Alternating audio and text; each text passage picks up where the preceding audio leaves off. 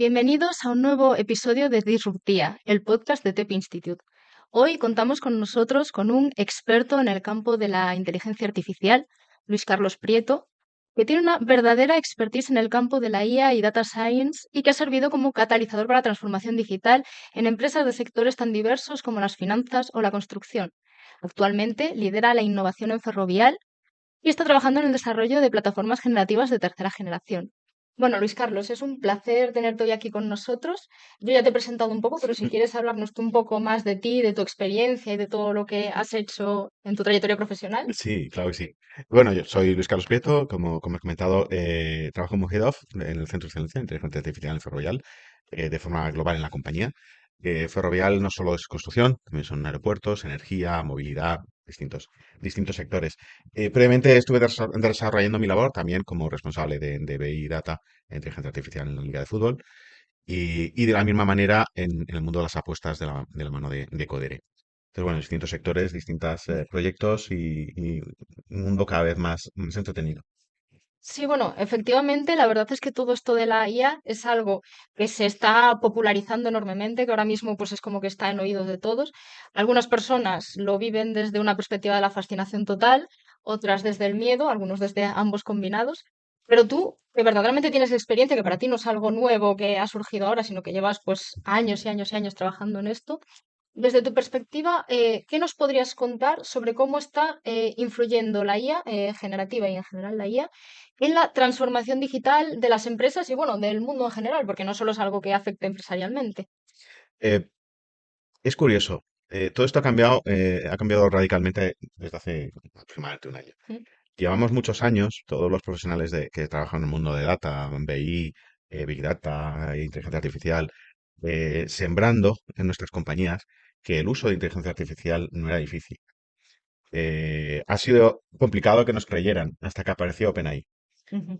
Justo en ese momento, los niveles C, gerentes, directores, presidentes de compañías, em, han podido ver desde su propia casa cómo obtener un resultado de inteligencia artificial es fácil.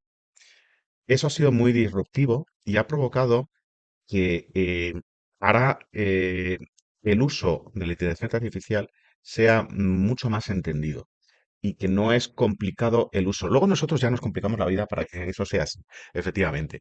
Y el impacto es radical en los procesos de negocio. Los acelera, Ujú. punto número uno. Punto número dos, nos hace enfocarnos en lo que realmente aporta valor. Y punto número tres, y en consecuencia del dos, es que prescindimos de aquello que sea accesorio o susceptible de ser automatizado. Eso lo que nos hace es ser más eficientes. Eh, y dedicarnos a lo que nos gusta, a cualquier profesional de cualquier sector. A un diseñador gráfico, lo que le gusta es ese diseño hacerlo fantásticamente bien, porque es lo que le gusta. Bocetar 200 veces el capricho del cliente es lo que no le gusta.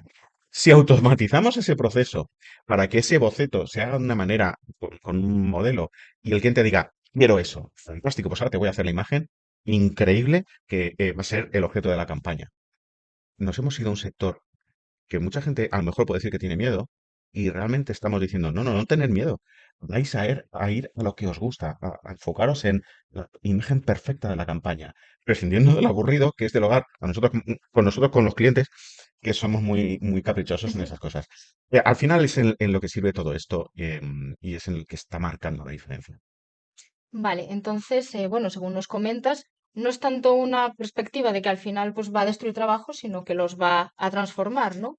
Totalmente, esto no va de prescindir de gente. Esto va de que si yo tengo 5 ingenieros y llevo a 15 proyectos, Ujú. con los mismos 5 llegaré a 20. Y ya que llego a 20, pues meto un sexto y me voy a 25 o 30. Va de eso. Eh, Efectivamente, aquellas compañías o aquellas empresas en las que están trabajando con un simple copy-paste, no aportan valor y realmente están basándose en el que hacen otros, eh, no van a tener esa facilidad que las empresas que están aportando valor y aporten por estas tecnologías. Porque esas sí que van a ser las mejor valoradas, que son las que van a dar el mejor resultado a los clientes. Van rápido porque se apoyan estas tecnologías y saben hacerlo el mejor de todos, porque se han enfocado en hacerlo mejor. Ujú. Em, ¿Y cuál puede ser el coste o la necesidad de esfuerzo que para una empresa pueda suponer todo este proceso de implementar una inteligencia artificial? Porque al final es verdad, un copy-pega, como tú dices, es muy fácil porque todos nos podemos descargar GPT-4 o Copilot y actuar con él. Pero ya personalizar uno para nuestra empresa que tenga acceso a todos nuestros datos sin que a su vez sean públicos, obviamente, y demás, ¿esto es asequible o solo se lo pueden permitir las grandes compañías? Es perfectamente asequible, no tiene un coste desproporcionado. Eh, los primeros experimentos que hicimos tenían un coste ridículo para cualquier compañía, ni siquiera para grandes, incluso para pequeñas compañías. Eh, pero empecemos por lo sencillo. Ujú, Eh, Hay que tener en cuenta que una regresión lineal en una tabla de Excel es un modelo de inteligencia artificial, ujú, porque va a predecir en serie numérica lo que va a ocurrir a continuación. Empecemos por ahí. Pequeños pasos. Cuando cojamos confianza, vayamos al siguiente. Y entonces llegará un momento en que esa evolución es exponencial. Entonces nos atreveremos a hacerlo. Usemos GPT-4o en este momento. Por Dios, no con datos confidenciales de esta compañía, con datos que ya conoce la competencia o que es nuestro catálogo de productos. Fenomenal. Para empezar a entrenar, ujú, entrenarnos a nosotros. ¿Cómo funciona? ¿Cuál es la información que puedo obtener? Y eso, en el buen sentido, nos va a abrir la cabeza de generar ese caso de uso y decir, ah, pues esto me interesa. Hay proveedores que a un coste realmente bajísimo son capaces de darnos estas soluciones. Bajísimo de apenas unos cientos de euros. ujú, A lo mejor de coste mensual, eh, podemos tener una plataforma de este tipo. Evidentemente, eh, las grandes plataformas súper elevadas con unas integraciones fantásticas tienen otro coste. Pero empezar a utilizar nuestros datos privados y usar estas tecnologías no tiene por qué ser tan caro. Y eso nos va a permitir lanzarnos a hacer más cosas. ujú. Como la verdad es que qué interesante, porque la verdad es que cuando hablamos de implementar un proyecto de IA en una empresa, pues nos estamos imaginando, no sé, pues casi 1 millón de euros, te podría decir, ¿no? Pero es verdad que sí, efectivamente, como comenzando por debajo. Y lo importante en este caso sería, yo entiendo, un poco concienciar también o implementar una cultura del uso de estas nuevas tecnologías y la transformación digital, porque entiendo que habrá muchos empleados que así de buenas a primeras pues ni conozcan, que incluso tengan miedo, que puedan incluso creer que su trabajo puede peligrar si no son capaces de adaptarse rápidamente a lo que se está implantando en la empresa. Mm, por eso yo creo que OpenAI es una herramienta de divulgación Ujú, fantástica. Porque aquel que tenga miedo es tan sencillo poderlo usar de forma gratuita, incluso 4 o es accesible de forma gratuita, eh, que podrá empezar a perder el miedo. Eh, Hay un juego muy sencillo, incluso con gente con ese tipo de miedos ante estas tecnologías. Usar estas cosas para hacer imágenes. Hazme una imagen de un perrito azul con gafas rojas. Uy, mira, pues lo hace, pues. Y poco a poco van entrando en ese movimiento y van entendiendo que este tipo de cosas funcionan. Hay que reconocer que productos como el Copilot de Microsoft va a ayudar mucho, ujú, porque lo vamos a tener, ya lo tenemos en el sistema operativo, ya lo tenemos en el Office, eso es cierto que tiene un coste, em, pero va a ayudar a que todo eso vaya funcionando. Y perdámosle el miedo. Muchas veces me dicen, cuando comentamos cosas de este tipo, gente que tiene ciertos miedos, es que conocen mis datos, es que los están manejando, es que nos vigilan. ¿Desde cuándo tenemos tarjetas de crédito? ya. Luego, el banco sabe lo que compramos, cuándo compramos y dónde lo hemos comprado. Y no existía compras online en los años 80. Eh, entonces, partiendo de esa base, empezamos a perderle el miedo.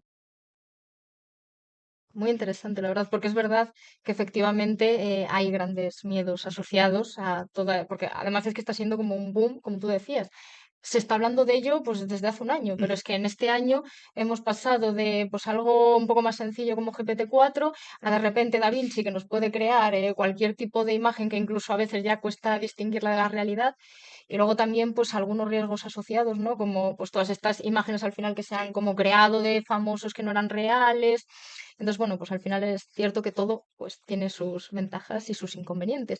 Y viendo todo este panorama que es tan cambiante y que en un año, por ejemplo, ha evolucionado tantísimo, ¿cómo te imaginas que va a ser el futuro o a qué grandes retos nos vamos a tener que enfrentar para ir evolucionando al nivel que está evolucionando la tecnología, que es un nivel exponencial? Mm. Es difícil predecir qué es lo que va a ocurrir con la inteligencia artificial y con todo esto. Vamos a una velocidad cada vez más alta. Es cierto que en Europa tenemos ahora mismo una ley Act, un entorno regulatorio eh, que marca ciertos límites, Ujú, no límites de cosas a hacer, sino que pone cierta lógica. Recordemos que moralmente, yo soy el primero que en la casa siempre lo digo, no vamos a hacer un modelo de IA porque podamos, sino porque debemos.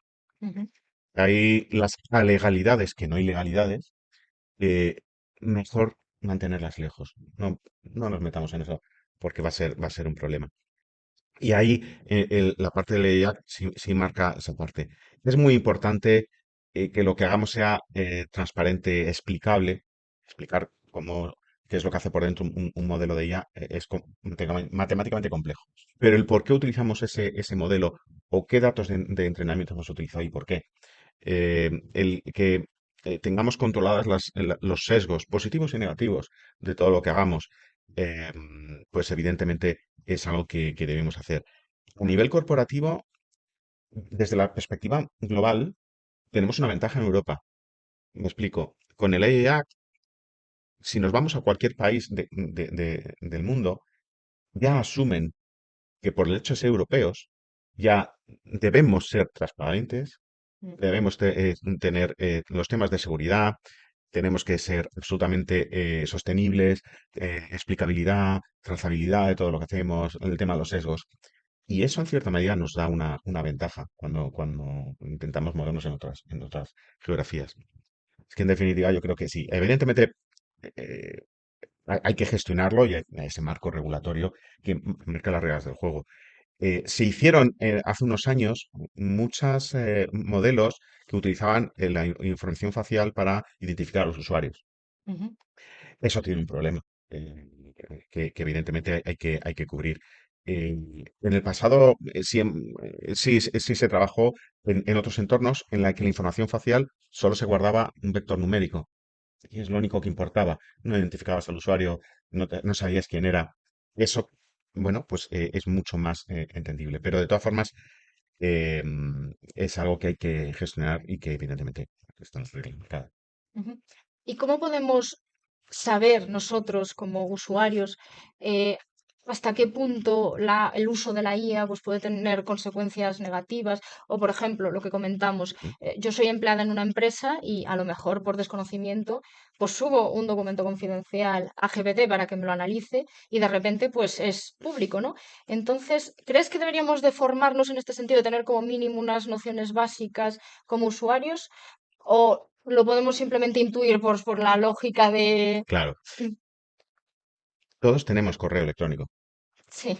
Luego un documento confidencial lo puedo publicar a todos mis amigos. Mm, De la misma manera, tenemos, y no se nos ocurre a nadie, no a todos nuestros amigos, enviar documentación confidencial.